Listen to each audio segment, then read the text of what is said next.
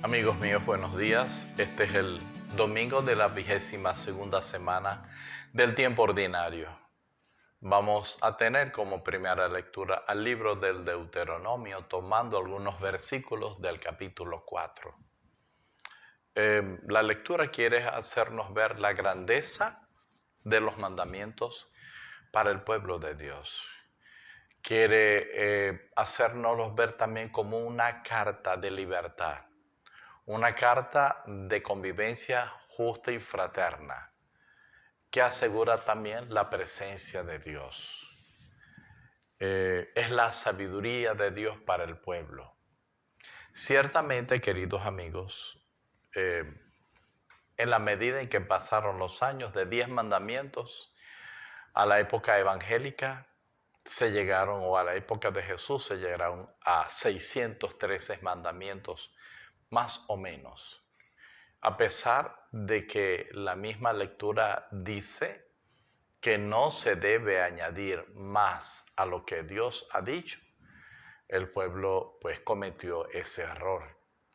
Y Jesucristo, es lo que hay que decir con su evangelio, le vino a dar plenitud al Antiguo Testamento y por lo tanto a los mandamientos.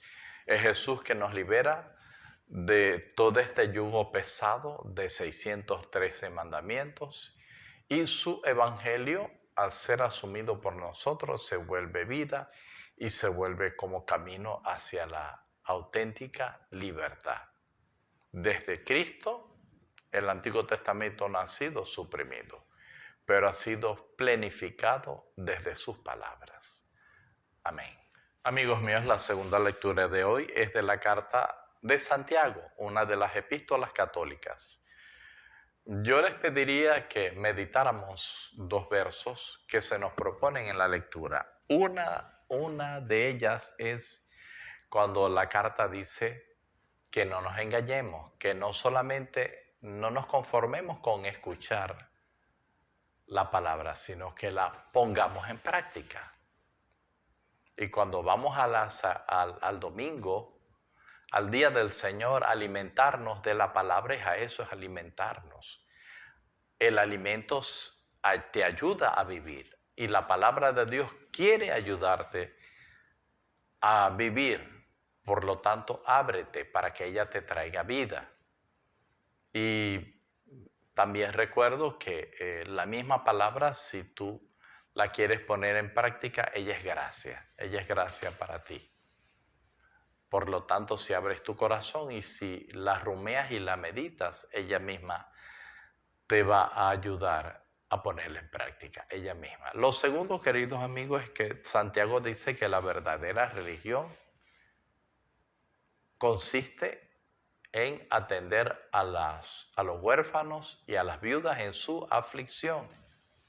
Y sí, amigos, no solamente a los huérfanos y las viudas, es que no puedo ser indiferente ante el dolor ajeno. No puedo ser indiferente. No solamente me puede ser indiferente los problemas de mi familia.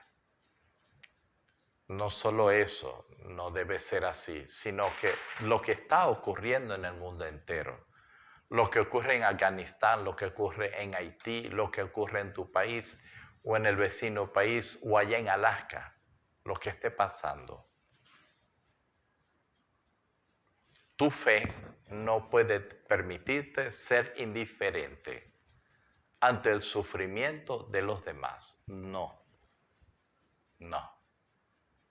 Como mínimo hay que orar, pero todo lo que podamos hacer para de alguna manera apoyar a estas personas que están afligidas, a estas personas que ciertamente tienen un dolor muy pesado con el que están cargando, todo lo que pueda hacer.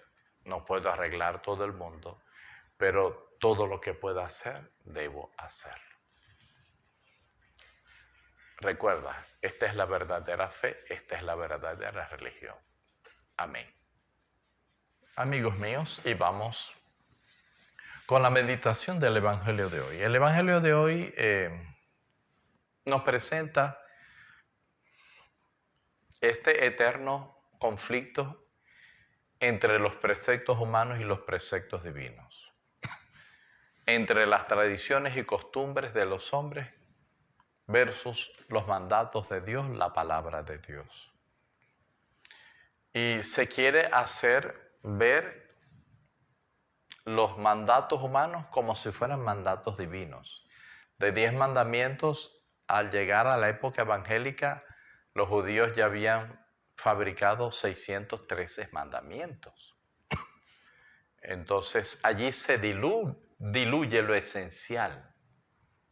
En medio de tantos preceptos, que la gran mayoría son humanos, se diluyen los preceptos divinos.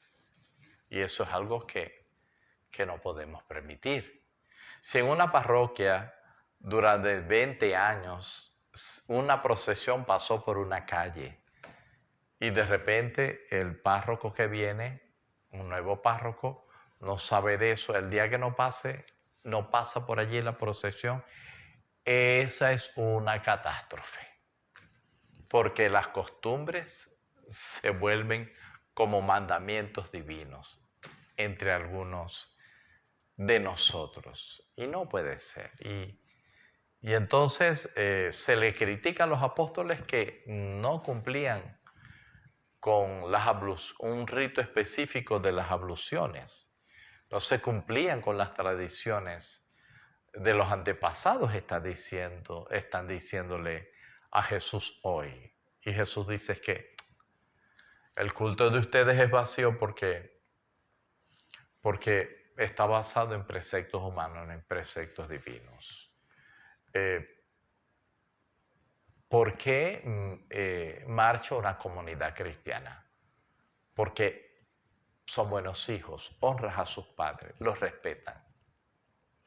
Uno conoce gente que reza mucho, que viene a la iglesia, pero a la hora de tratar a los demás es un patán, es una grosera o es un grosero, un falta de respeto.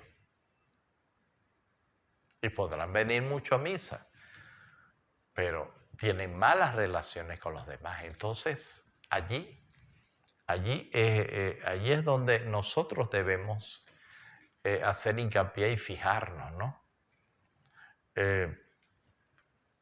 Amar a Dios, amar al prójimo, lo que decía en la segunda lectura de hoy, atender a los huérfanos, a las viudas en su aflicción y a todas las personas que sufren.